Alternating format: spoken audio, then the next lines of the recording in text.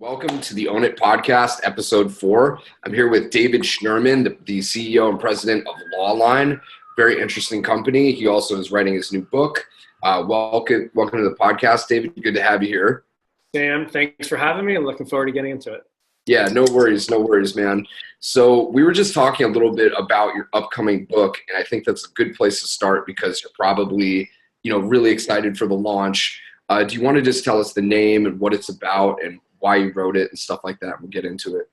The great news is it launched last week. So I actually had a book launch party with 150 people of friends, family, and entrepreneurs that I've known. And it was one of the biggest milestones of my life, having so many different people in the same room with you.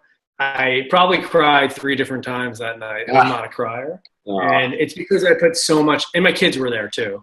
And I put so much into this message, and it's so important to me. And the book is about it's called The Fast Forward Mindset, and it's how to be more fearless and focused to accelerate your success.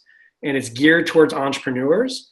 And I go through my stories, and it's mostly about not the 90% of the time where we're confident and we have everything going on. It's more about that 10% of the time where we hit a wall and we're not sure how to get through it. And I share with you from all the guidance that I've gotten from all my experience, the different ways to get through walls that we face as entrepreneurs. So we have no regrets. And, if you look back in 20 years, you don't have any regrets that you wanted to start a business, you wanted to do this, you wanted to become a pilot or whatever it is. And so my book was my way to help others, but it's really about helping myself. I wanted to put it out there, create a framework for myself first, because if I can't follow it, I can't ask somebody else to. Yeah, no, I love that, man. So much of, it's funny, there's so much overlap between us. Like, I think about that all the time. If you are bound by fear, you're going to have a really hard time going out and selling your services and going out and really, making those tough decisions as an entrepreneur or just in life in general. So what are some of your strategies to overcome fear? So it's interesting because one of the most important things is recognizing you're not alone in the fear that you face, because I have a strategy, a mantra that I use and I share about in the book. It's called nip fear in the bud.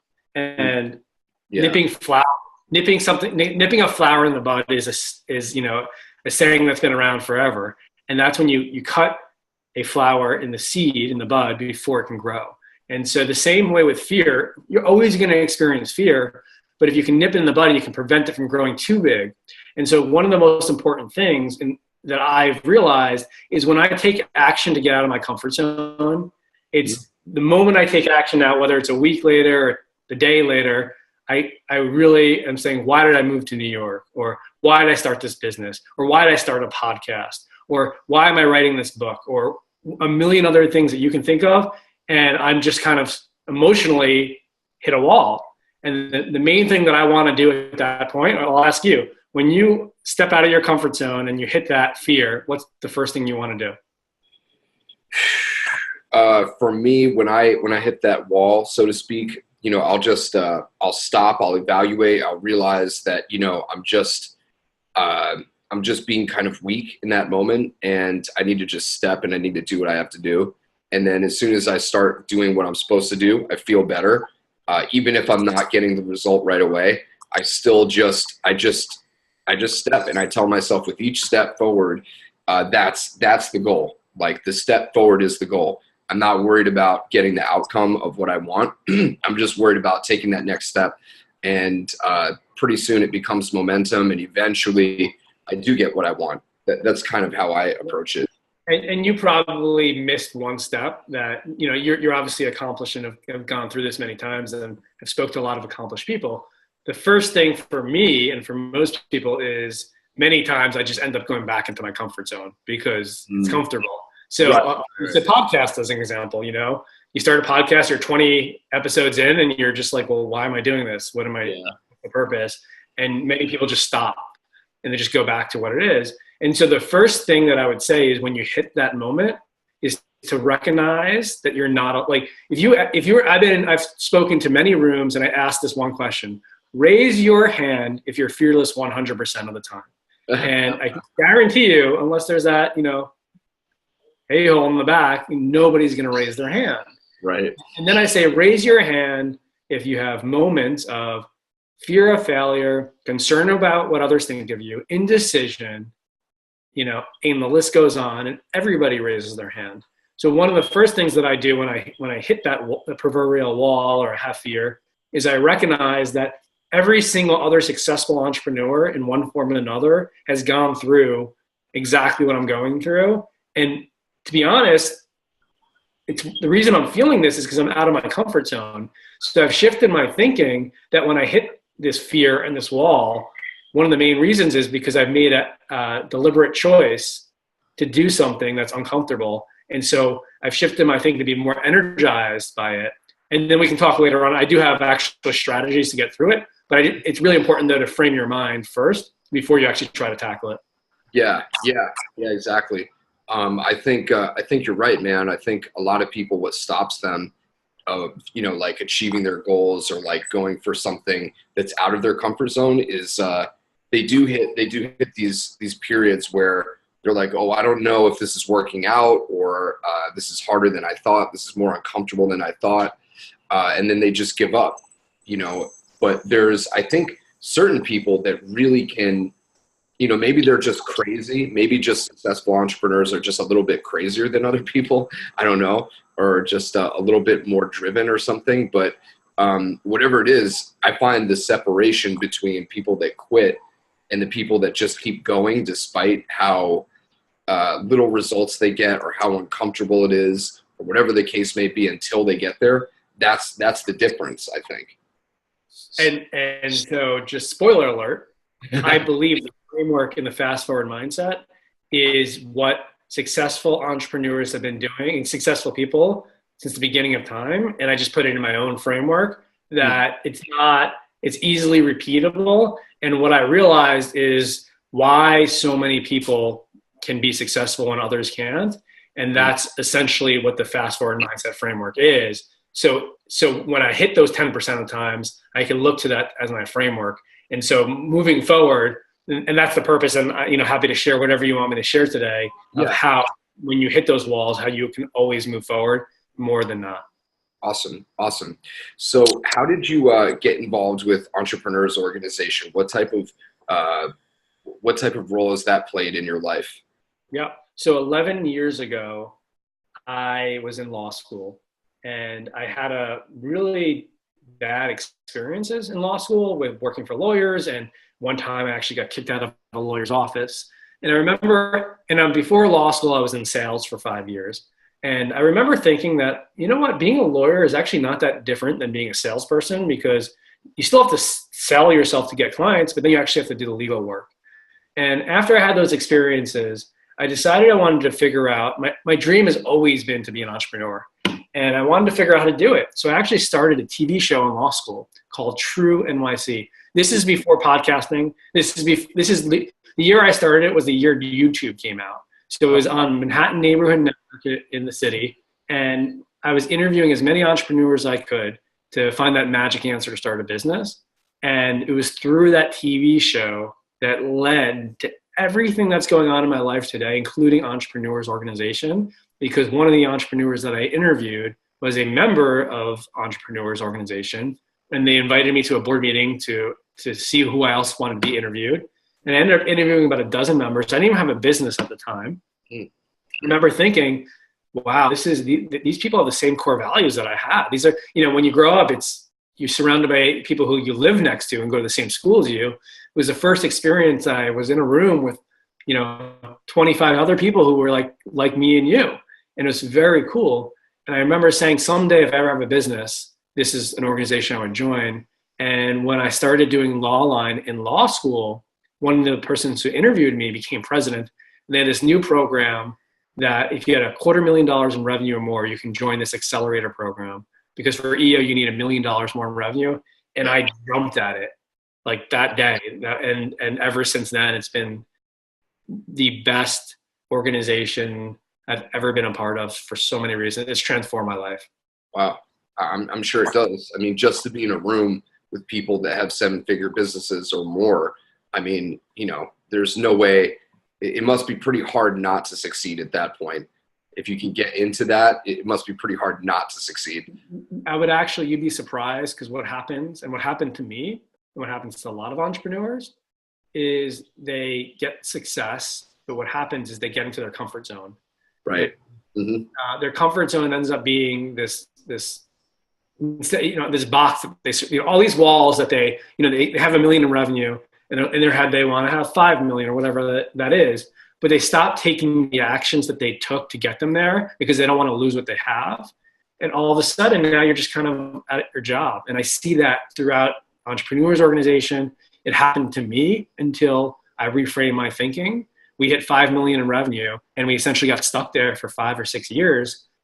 And one of the main reasons was I was comfortable and I didn't want to lose what I had. And I hit a point where I was sort of doing the same things every day, and it's not how I wanted to live my life, and I would have regrets. And so the fast forward mindset was my way to shift my thinking and get out of my comfort zone again. And this was 2 years ago, and what's accelerated in my life since, I'm happy to share today, if you like, after I got out of my comfort zone. So yes, it is exciting and energizing, but I always want to be on the growth mindset and outside of my comfort zone more than I'm in. And what I found, no fault of anybody's, no blame. More often than not, people get stuck in different levels of comfort zone throughout their life. Right. No, I love it, man. It's I'm a big fan of practical psychology. So, I'm always reading. I was reading this book yesterday. It's really good. It doesn't necessarily relate. I guess it kind of relates to entrepreneurship. It's called The Denial of Death by Ernest Becker. Wow. Have you read that book? No, but I love the title. Oh, dude, you got to read that book. That book is one of the best books on the human mind ever. It's I believe, psychology is honestly the core of what allows you to succeed or fail. If you're saying things to yourself like, I don't know if I can do this. Like, I don't know if I can actually, do a good job on the sales call, or I don't know if I can do this podcast. It's like driving with your foot on the gas and your foot on the brake at the same time. It's just you're in the middle. But what you need to do is you need to make the change where it's just like, no, I can do this. I'm 100% in, and I can do this, and change the thoughts in the mind. So I'm curious, like, what are some of your top tips from your book, or just an overall framework of your book that people can pick up and order your book ultimately? So I'll start with 2 books that have influenced my life that are in my book as part of the framework. Okay. Book number 1 is I'll share this book first. Book number 1 is The Success Principles by Jack Canfield. Okay. Jack Canfield is the person who wrote also the Chicken Soup for the Soul series. Have you heard of The Success Principles? No, I actually have not. I'm writing it down right now. And there's about 80 principles in the book. One of the principles in it is principle number 54. Keep your agreements, which is essentially keep your commitments. Remember, this was in 2011. The time I read the book is right after I had my twins. They were about 3 years old. And one of the things that stood out to me was I was breaking commitments left and right. And the story he said in the book literally transformed my life overnight. And I'll share it with you. He shares this story about a class that he taught on self-help. And in that class, everybody has to sign an agreement that they won't show up late and other things. A couple of days later, several people have showed up late. And he says, well, you broke your agreement. And one of the persons says, well, I can't control traffic. It's not my fault. And Jack says to him, well, what if I told you if you showed up late, somebody that you loved would die? He goes, whoa, well, if that's the case, if somebody I love would die, I would never leave the classroom. Yeah. And it's an extreme example, but it's designed to show you have more control over keeping your commitments than you realized. And from that moment on, I shifted my thinking. Instead of things were out of my control. And I'll give you 3 examples of commitments that I was breaking that didn't seem that big a deal with me. Number 1, I was breaking commitments to meetings with my employees literally like 10 minutes before. Have you ever had a podcast with somebody and they literally canceled on you 20 minutes before? You don't think good about them after that. And I'm telling you, they don't feel good about themselves. Yeah. I used to think my employees are, I think, oh, he's a busy CEO, it's okay, versus these are my employees, they're my number one priority. At home, I used to tell my wife I'd clean the dishes. And Yeah. I'd fall asleep at night and I wouldn't. And I used to think, well, my wife loves me, it's okay, versus I love her and I'll do it. And the third was I wasn't taking care of myself. I used to wake up in the morning and say, I'm going to work out today. I'm going to run this morning. And I wouldn't. And in my head, I'm like, damn, man, you're such a loser. Come on. And so after I read this book, I stopped canceling meetings. I started cleaning the dishes. We stopped fighting ever since. It was the only fight we ever had.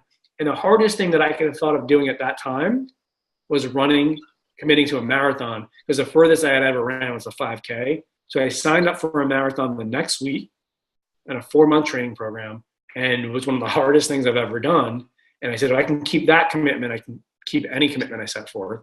And I ran 3 marathons in a row after that.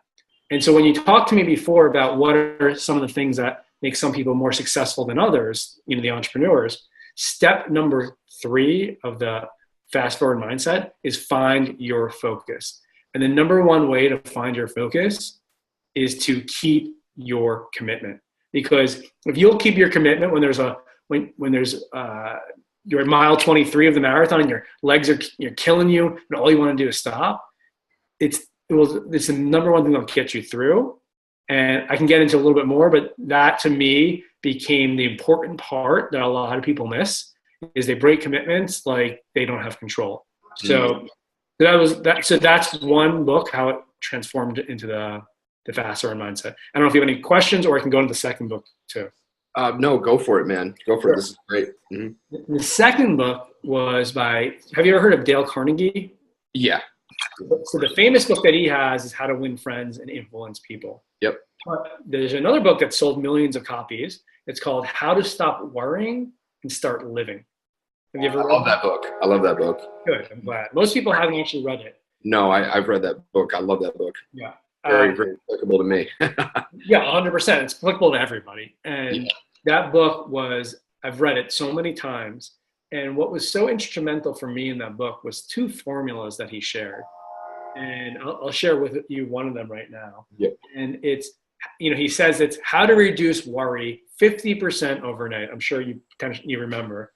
And there's 3 steps to it. Step number 1 is, what is the worst case scenario of the thing that you're worried about? Right. So as an example, I'm doing a TEDx talk on Saturday, right?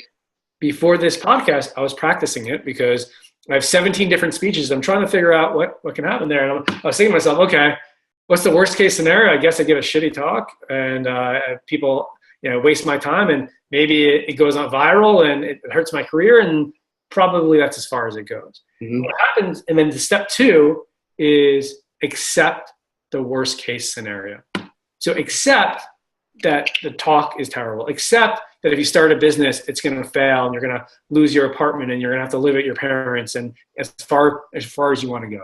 And step 3 is start taking steps to improve on the worst case scenarios so it doesn't happen. And the reason that's so important is what happens is most people worry and they're not even sure exactly what they're worried about. And they think in their head, and they don't really actually put it down on paper, that the worst case scenario is so much worse than it really is. And as soon as you can accept that, you can start taking action. So step 1 of the fast forward mindset is taking action to get out of your comfort zone. Step 2 is, as soon as you get out of your comfort zone, is how to nip fear in the bud so you don't fall back in it. Mm-hmm. And step 3 is, now that you've nipped fear in the bud and you're out of your comfort zone, is how do you find your focus so you can stay out of your comfort zone longer. And so one way to take action is by doing this formula whenever you're trying to make a decision. The decisions kill us. Decisions are they're like clogged. My dad would say to me, if you can't make a decision, it's like a clogged pipe, because you can't do anything else. And the one thing he would say to me, any decision you make today is going to mean nothing 50 years from today. And I constantly use that as a cassette tape, or I guess people don't know what those are anymore, but I constantly say that in my head over and over again.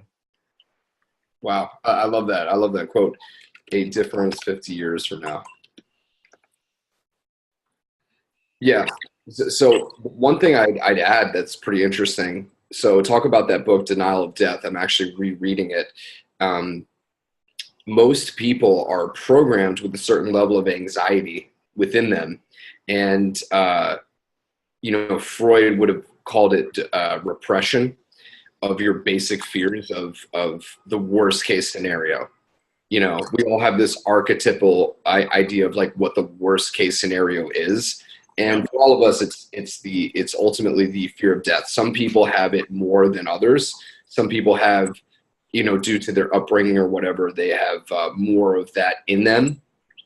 But ultimately what it is we all have this like deep rooted fear of, if I don't do this, I'm going to die. If I fuck up here and I don't do well in the speech or whatever, or if I approach this girl and people think that I look stupid, or if this business fails and I look stupid, then people are going to think that, that I'm unworthy of being, that I'm going to look stupid and they're going to reject me. And to that example for entrepreneurs, when I said people get out of their comfort zone, what happens to so many entrepreneurs is their biggest failure is, as to your point, is going out of business and having to get a job. Right. God forbid. And that's where you get stuck at those plateaus. It's so true. It's so true, because that's like the ultimate failure for entrepreneurs, getting a job. Or just starting over or losing your job. Yeah, exactly. That's awesome. So, okay. So I'm curious, can you elaborate on what you mean by find your focus? Yeah. So again, one of the things that we talked about is you start a podcast, right? Let's just use that as an example. Mm-hmm. And you're able to nip fear in the bud. And NIP is an acronym. Say you're not alone. I will get through it and play the part. And let's say you're okay. I'm going to do it. I'm going to keep going. Now you're 30 episodes in. You're 40 episodes in, maybe 50, and you're just like, wait, why am I doing this again? I don't know. Like, it's taking a lot of time. I don't really get the audience that I want. I'm not really seeing any impact on my life or whatever. And you just stop. Okay. And so one of the first things about finding your focus is there's two components that go together. A is keep your. No, you're back now. We lost you for about 10 seconds, but you're back. Okay. So you're giving the acronym for NIP. Okay. That was where we lost you. Do you edit at all on this or no? Have you ever edited? Or just I can. Or not. I mean, it's just real. So I'm going to start just saying, you said, how do you find your focus? Tell me a little bit more about that. Mm-hmm. And so there's two components to that. One is what we already talked about, is keeping your commitment. Okay. However, in order to keep your commitment, it's much easier if you have a training plan to follow. And I'll explain what that means. And I got the term training because everyone talks about plans, but the reason I talk about a training plan is I talked about running a marathon. There was, 2 or 3 things in running the marathon that allowed me to finish it, because I am not an athlete. You seem to be in pretty good shape, but I'm not an athlete. And I was, after years later, after running 3 marathons in a row, I started thinking, what is it that allowed me to run 26.2 miles in 4 months or less? Like, was I able to do it? And I asked that question to people, and they're generally like, oh, because you're mentally tough and you're fearless and you set a goal. I'm like, yeah, but I've done that many times in my life. And then I realized there was 3 components that made that happen. Number one, let me ask you a question. How long is a marathon?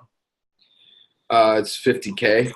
26.2 miles. 26.2 miles. 26.2. So when you're running a marathon, you know exactly how long you're trying to accomplish. You know what your mission is, 26.2, right?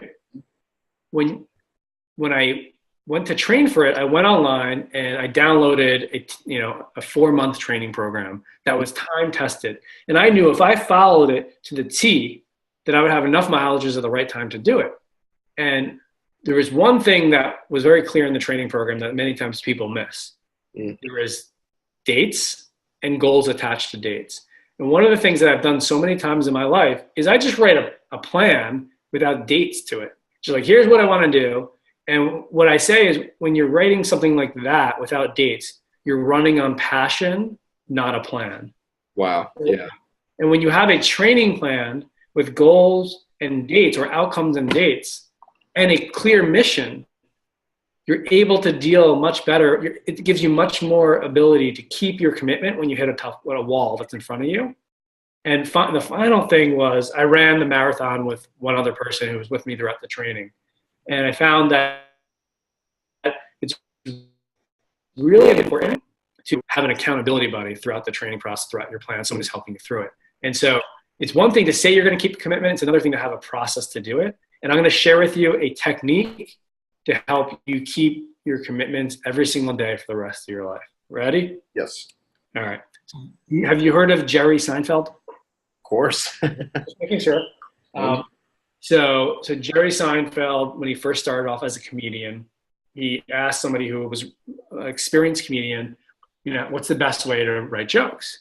And the guy said to him, well, instead of spending 1 day a week and writing jokes all day, what you need to do is spend every single day writing the jokes, but only write 3 jokes a day.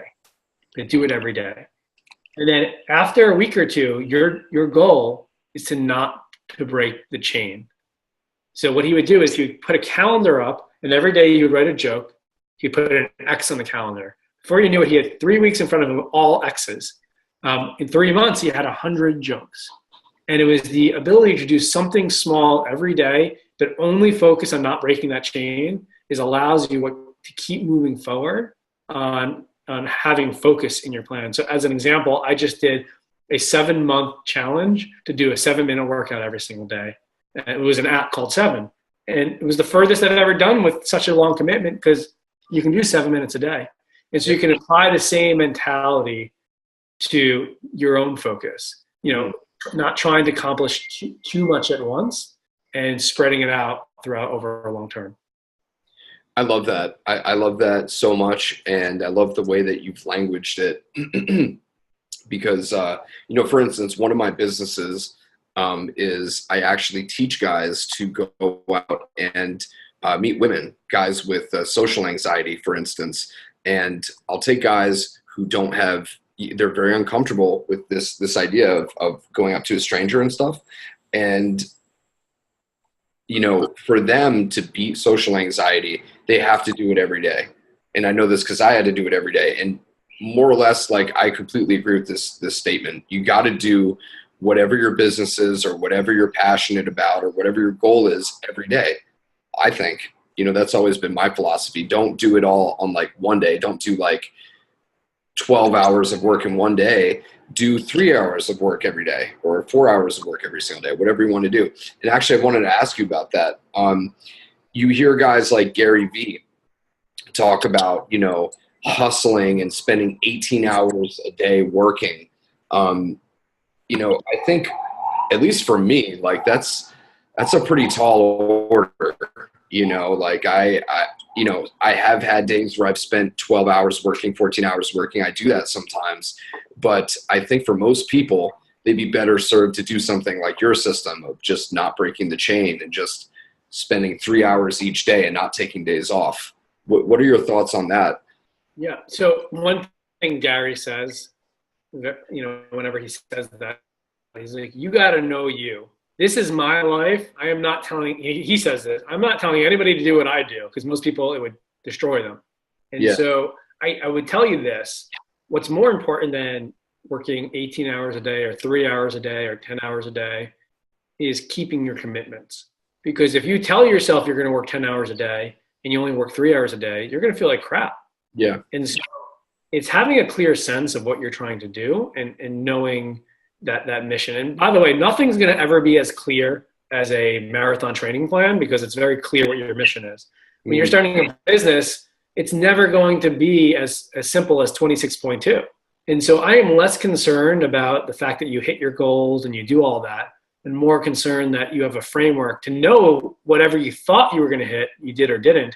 You constantly use that to move forward. But there's 2 fundamental concepts of the book that you can walk away with, and I'll tell you right now because I haven't sold you the first one yet. Yes. Number 2, which is actually in Find Your Focus, is keep your commitments, right? Number 1 is to never label an outcome as good or bad. Because in life, we tend to label things that happen to us 20 times worse than we label them good. And as soon as you label something as bad, you experience it as bad. So if you can truly live your life and just keep moving forward, I can tell you, I know you can in your life. If you have something bad, it ends up probably being one of the best things that ever happened to you. Mm. You hear me? Yeah. You hear me now? Yeah. We lost you for like a half second, but yeah. I'm going to stop my video just for. Okay. So the two most important things in the book that I want you to walk away with, because I'm not sure where we got cut off, is one is never label a situation as bad or good. Don't label anything, because as soon as you label it bad, in fact, we're 20 times more likely to label something as bad than you experience it as bad. And Right. you can look at examples in your life and probably a lot of people that you know that what seemed like a bad thing at that time actually ended up being one of the best things that ever happened to you. And number two is keep your commitments. If you don't label things and you keep your commitments, you will go really far and keep moving forward. And ultimately the fast forward mindset, because it's about how to fast forward your impact. The whole thing about how to fast forward your impact is you need to experience as much as possible. In order to experience as much as possible, you have to take action. In order to take action, you have to be able to overcome your fear. In order to keep taking action, you have to have focus. So it all goes together. So just think of it like we're always moving forward, but just why can some people do more than in 1 year than some of us can do in a lifetime? And it's because they figured out how to fast forward the experience that they get. What does impact mean to you? What is your personal goal of impact? And then how do you define it in your book? Sure. So first I'll start with impact, how I define it, and I'll say what my impact is. So impact is, depending on who the person is, it could just be about yourself, because you can't first impact yourself. How can you impact anybody else? So if you want to be in great shape, if you want to feel good about yourself every day, if you want to be in a place that you're happy, you got to impact yourself first. And then it just circles from there. It's like impacting the world around you. So it can be your children, it can be your wife, it can be your employees, it can be your company, it can be your community, it can be your school district, your country, the world, just depending where that is. And impact is all about having a positive influence on other people, right? And so, but you can't, the reason I say it's first about yourself, many people can't have that positive influence unless they have a positive influence on themselves first. So they both go together. For me, one of the best parts about writing this book, it was like 2 years of therapy. And I knew that I wanted to figure out over the next 30 years of my life where I wanted to have the most impact. And I came up with 3 main areas. Number 1 is in sustainability. Number 2 is in fast forwarding other people's impact, so personal development. And number 3 is disrupting education. And so what I realized was, and these are all from an entrepreneurial angle, if I spend the next 30 years of my life trying to be more fearless and focused, to fast forward my impact in those areas, regardless of what the outcome is, I will live a life with no regrets. And that is what I'm putting out there to the world. And by the way, when you put stuff out there in the world, guess what happens? You attract the right people who hear, oh my God, this guy, Dave, wants to disrupt education. Dave wants to build plant-based food companies. Dave wants to reduce plastic. I know Mike and Lisa and Tom, and I want to do that. Let me connect the two. And that's how things happen. Wow. That's beautiful, man. That's really amazing. But let's just let's go through some of the major points in your book, because this is all gold. What else would you like to talk about in respect to your book? Because I think this is all really well thought out and great. Yeah, sure. No, and I appreciate the kind words. And it's so interesting because many podcasts, you never talk about the book. You end up just talking about somebody's life because nobody wants it to be too didactic where it's just a teaching lesson. But I think the way we're doing it and the way you're approaching it, it's more stories. So I think I appreciate the diving deep because I love this stuff. Yeah. And so I think, so in terms of, I'm going to share in the book 4 strategies that have helped me get through things and break through the walls that are in front of me that if you take notes, these are things that you can use for the rest of your life. And I put these together through reading some of the best books, working with a lot of coaches, and there's a lot of research out there, neuroscience research. And these are just things that came to me. So there's a book. So number one, have you ever heard of the book, A Complaint-Free World? You might have not, but it's not that popular, but I just know if you heard of it. Okay. So in the book, there's a 21-day challenge to go 21 days without complaining. Okay. And that means literally without complaining. You can complain in your head as much as you want. You can't just do it verbally. And every time you complain, you have a bracelet on your hand. Take the bracelet from your right hand and you move it to your left hand and you start all over. And they say if anybody's able to do it, it usually takes 8 months to go through the whole challenge and complete it because you start over. And when you start doing that, so the furthest I got, just spoiler alert, was 8 days. And I can tell you, I didn't realize at that point how much I was complaining. Hey, the weather sucks, or right. Got traffic today, or like the internet is the worst in this. Like, people just do it to talk. And I became aware of how much I was complaining. And the less you complain, by the way, the happier you become, and the more people look to you as a positive influence. And there's an example in the book about the store that had I think it was like a baseball that they hung from the ceiling. It was a paint store. And every time somebody would walk in, this is in 1977, they do one coat of paint on it. Every single time for the next 30 years, people put one coat of paint on it. How much do you think that ball weighed after 30 years? 5 pounds, 10 pounds. 3,500 pounds. It was being held up by a crane. There's a picture of it in my book and online. And the analogy is every single coat of paint is similar to one complaint. That one complaint by itself is not a lot. But after 10 years, 20 years, 30 years of complaining, it's 3,500 pound ball that you're holding in your head. Wow. So while I didn't finish the challenge, it did enough to realize how much to reduce complaining. And I try not to do it as much as possible. Wow. You want me to keep going to the other 3? Absolutely. Money. It's great stuff. Awesome. Number 2 I'll share is there's this book, a children's book, and it also turned into a business book. It's called How Full Is Your Bucket? And what it says in this book is we all walk around with this proverbial dipper where you can either add energy in, positive energy into somebody's bucket, or you can take out that positive energy from them. And it talks about, by giving compliments and giving positive reinforcement, you're constantly filling other people's buckets. And your job should be to always fill other people's bucket. But the key is you want to make sure your bucket is always full. So I'm going to ask you, Sam, what do you think is the number 1 strategy to keep your bucket full? It's a good question. I guess self-care, taking care of your physical body. And then you combine that with, viewing life in an empowering way and try to see things, in a positive manner. I'm going to put you on the spot right now. Sure. And I want you to just take a moment. That's right, but that's not the answer I'm looking for. Because there's this more specific answer is take a moment and think of a compliment just from this conversation so far to give me. That's something that's a real compliment you want to give me. Oh, I would say that I love the way that you've compiled and organized all the information that you've gotten.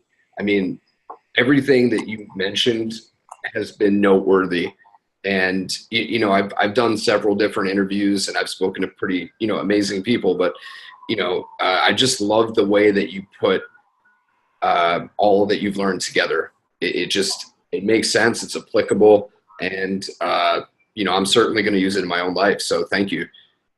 Well, I appreciate that. And let me ask you a question. The moment, and obviously we did it quickly, but the moment before you gave me a compliment, how did you feel?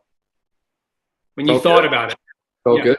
Felt good to give. Yeah. So the secret, the number 1 way to fill your bucket is to fill other people's buckets.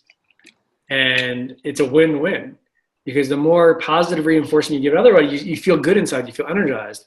And the reason that's so important is like when you have a wall in front of you and you think it's the worst thing in the world, start giving other people compliments, start telling other people what they're doing well in life. And I can tell you, it's not going to feel so challenging anymore. You're going to feel empowered and energized. So that's number 2.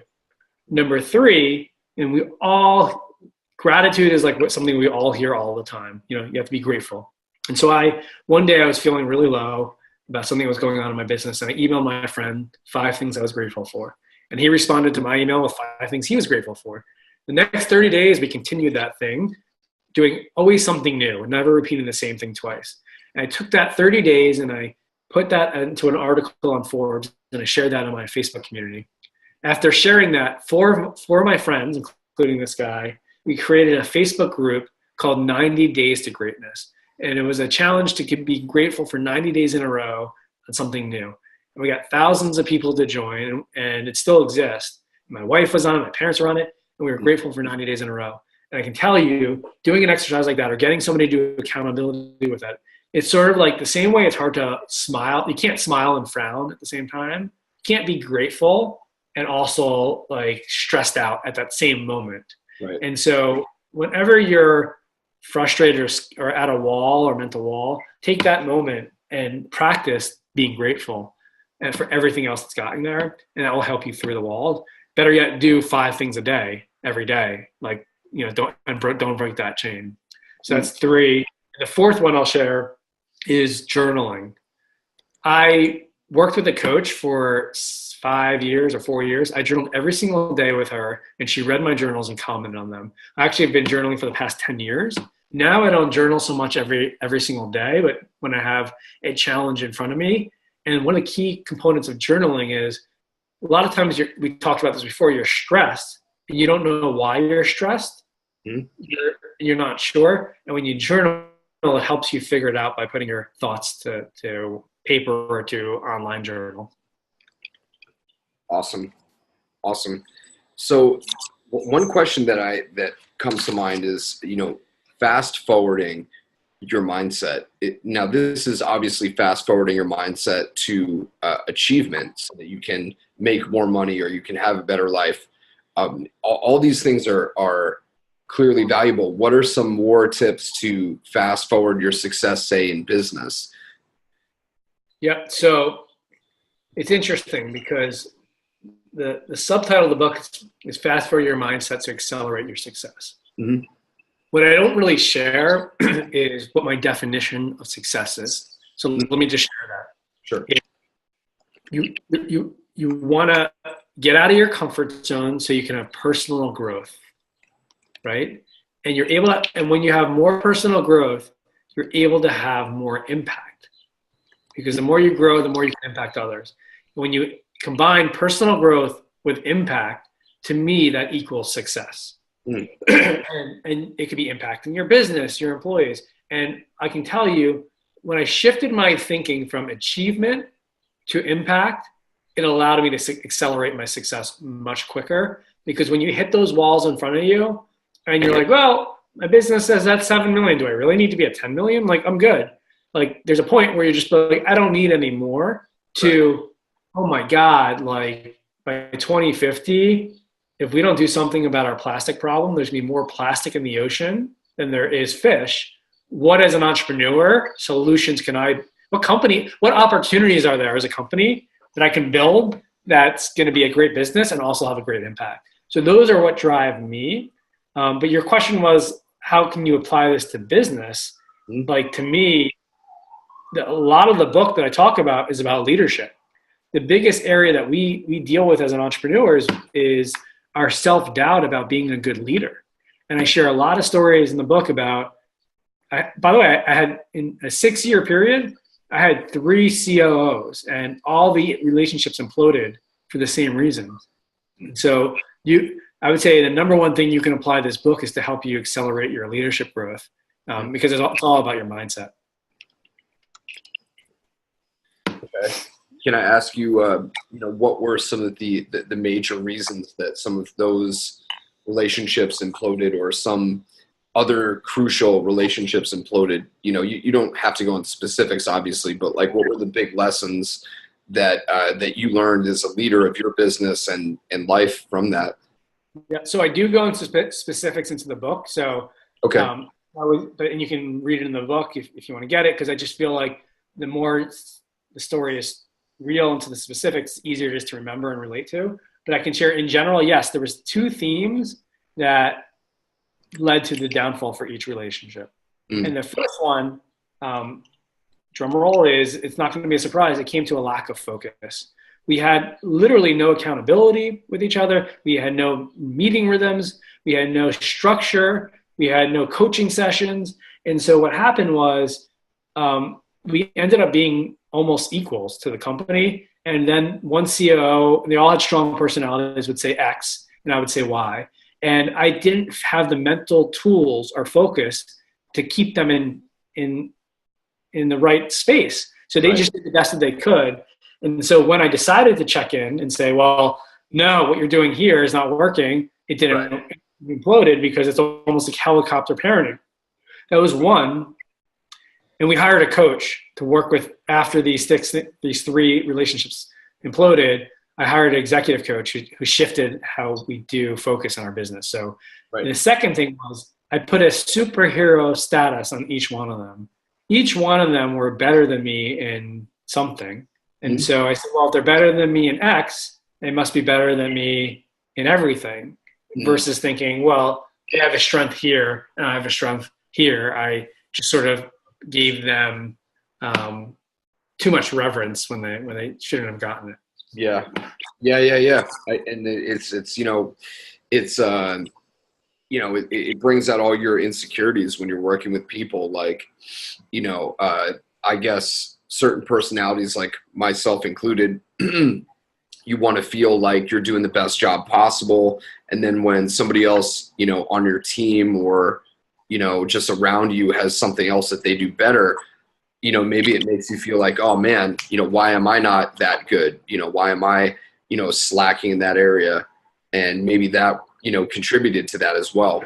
I know that I certainly feel it at times, but then also you have to, maybe keep your people, you're the leader, people have to know, like, I'm the leader and I'm the one, that has the vision, I guess. And, this is what we're aligned to do. We're aligned to get this outcome, this impact, and this is what we're here to do. And, you have your goals and your talents and everything, but just remember it's supportive of the overall vision. And I guess it can be challenging when, some people have different talents and different things that they bring to the table that maybe you don't have. But then, that's why you hired them. It's very hard to have confidence in yourself when you don't have true focus. So you really need, in order to to move faster and accelerate more, you can't do it without focus, especially when you have a strong number two.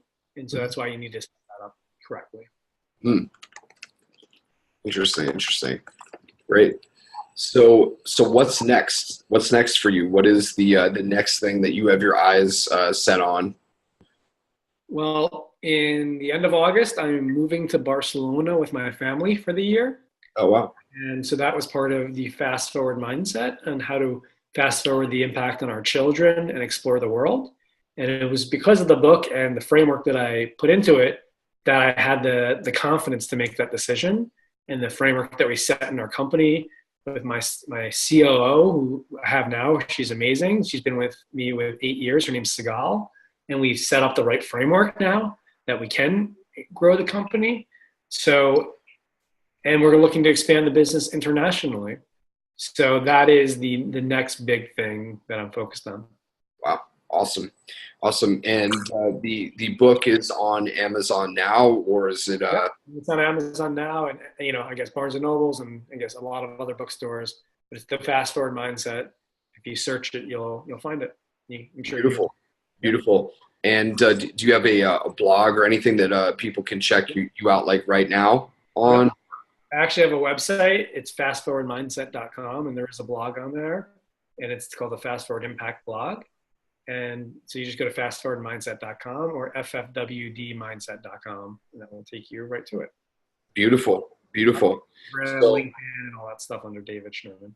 David Schulman, beautiful. David, I just want to thank you so much, man. This has been honestly, I usually don't take notes during podcasts, but I felt that so much of this was so well articulated and very inspiring for me. I just had to take notes. I just want to thank you, man. I really appreciate it. Thank you, Sam, and looking forward to connecting again in the future. Yeah, we'll have to do this again. And, a lot of the stuff that we were talking about, you'd be surprised in the overlap with the different military operators that I'm talking to, guys that face, life and death for them and their men in the field. They have a pretty unique way of approaching their challenges there, but I think that they could equally learn from a guy like you. So maybe we'll set something up with one of these guys that like commands a strong military force abroad if you're interested in doing that. I mean, these guys are true leaders, fearless. Yeah. I've listened to several books from Navy SEALs, and it'd be very inspiring to be able to talk with one and provide any guidance I can from a mental standpoint. But certainly, I don't think I can compare what I do to what they do. But I'd be happy to get on a conversation for sure. Yeah, it really is inspiring. Awesome. So I'll see if we can set that up. David, thank you so much for your time, and I'll talk to you soon. Take care. All right, bye.